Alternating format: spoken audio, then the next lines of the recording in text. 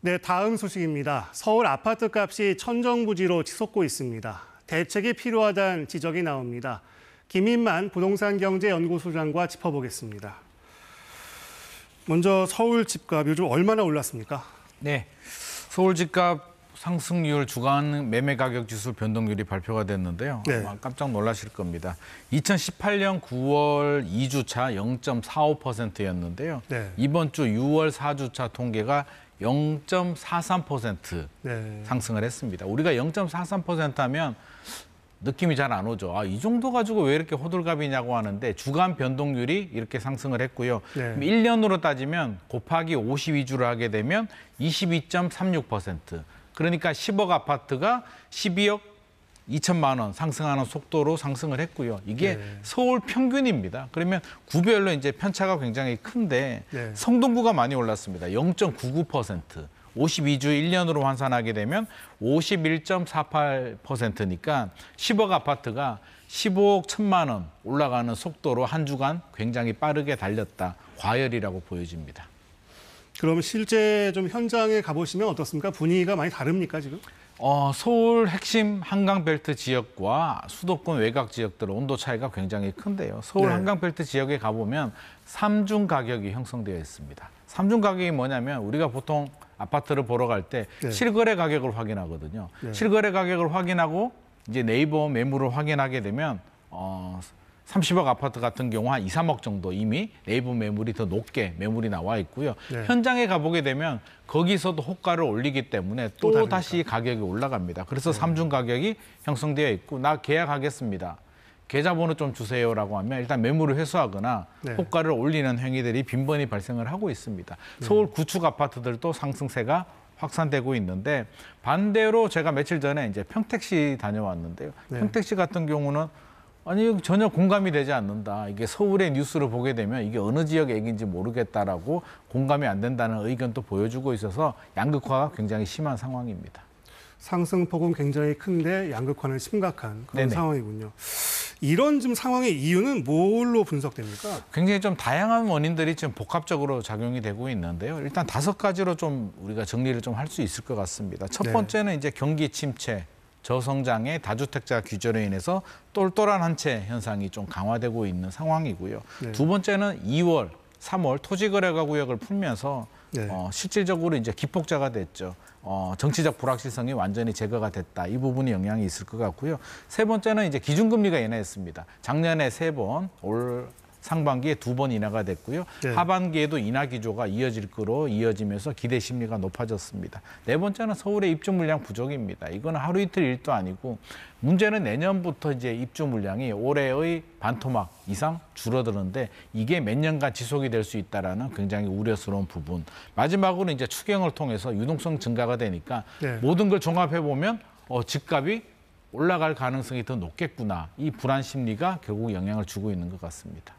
그렇다면 그 심리적인 요인, 말씀하신 그 심리적인 요인이 차지하는 비중은 얼마나 될까요? 지금은 심리가 절대적인 영향인 것 같습니다. 그래요? 우리가 기다렸다가 예. 종잣돈을 모으고 노력해서 내 집 마련을 할 수 있다라고 생각이 들면 이렇게 예. 불안하진 않는데 지금 예. 불안한 이유는 지금 아니면 내 집 마련 못할 것 같은 두려움. 예. 문재인 정부 시절에 이제 집값이 많이 올랐는데 그게 잠시 주춤하고 있다가 다시 올라가니까 그 트라우마가 되살아나면서 우리가 포모 현상이라고 하죠. 피어 오브 미싱 아웃. 지금 아니면 나 혼자 뒤떨어질 것 같은 네. 두려움. 벼락거지가 될 것 두려움. 이 두려움이 결국에는 빨리 사자로 연결이 되면서 너도 나도 지금 빨리 현장으로 달려가고 있는 상황입니다.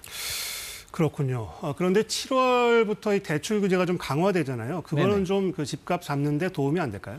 일시적으로는 좀 도움이 될 것 같습니다. 일단 7월에 스트레스 DSR 3단계가 시행이 되거든요. 이게 시행이 되면 수도권 지역은 1.5% 스트레스 금리가 적용이 됩니다. 그러면 연봉 1억 정도 되시는 분이 4.2% 금리로 변동형으로 대출 받게 되면 5억 9천에서 5억 7천만 원 정도로 2천만 원 정도 한도가 더 줄어듭니다. 그렇게 되면 이제 두 가지 현상이 있는데 현재 6월 같은 경우는 스트레스 DSR이 적용되기 전에 빨리 사자라는 심리가 확산이 되면서 지금 네. 거래량이 늘어나고 있는데 7월 네. 시행되고 하면 아무래도 약간 숨고르기 거래량은 줄어들고 상승률은 둔화될 것 같습니다. 작년 9월 생각해 보면 스트레스 DSR 2단계가 시행이 됐는데요. 네. 5개월 정도 조정장이 들어갔습니다. 그러면 네. 이번에도 5개월이 될지 뭐 3개월이 될지는 좀 지켜봐야 되겠습니다만 집값이 떨어지는 것까지는 한계가 있겠으나 거래량이 줄어들고 상승률 둔화되는 것까지는 효과가 좀 있을 것 같습니다.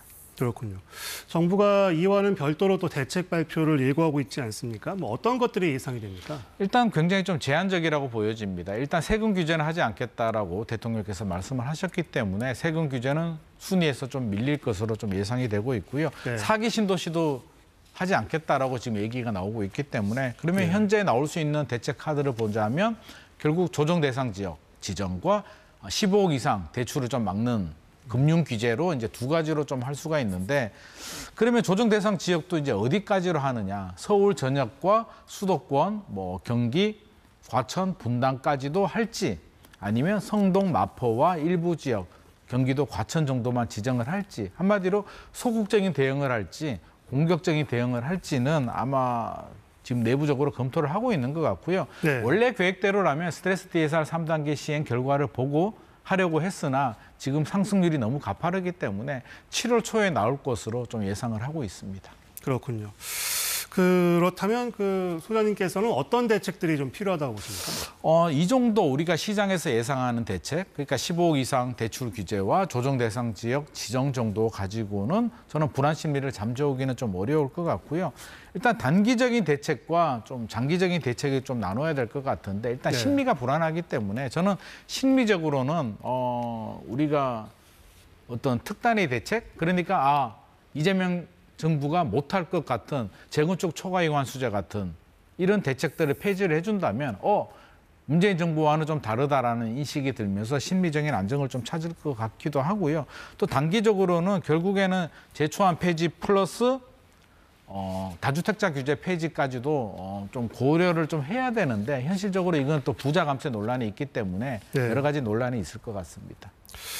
그렇군요. 근본적으로는 사실 공급을 늘리는 게 중요할 텐데요. 이건 사실 단박에 하기 어려운 면이 있어서 좀 어려움이 많습니다. 어떻습니까?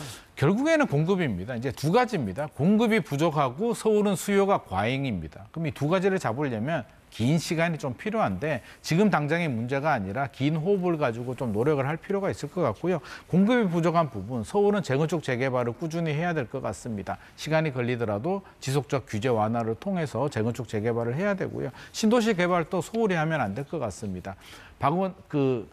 박근혜 정부 시절에 신도시 개발은 멈췄고 박원순 전 서울시장 시절에 재개발 구역 390개 정도를 해제한 부작용이 지금 나오고 있기 때문에 앞으로 서울 수도권 지역들은 꾸준하게 공급을 좀 확대할 필요가 있을 것 같고요.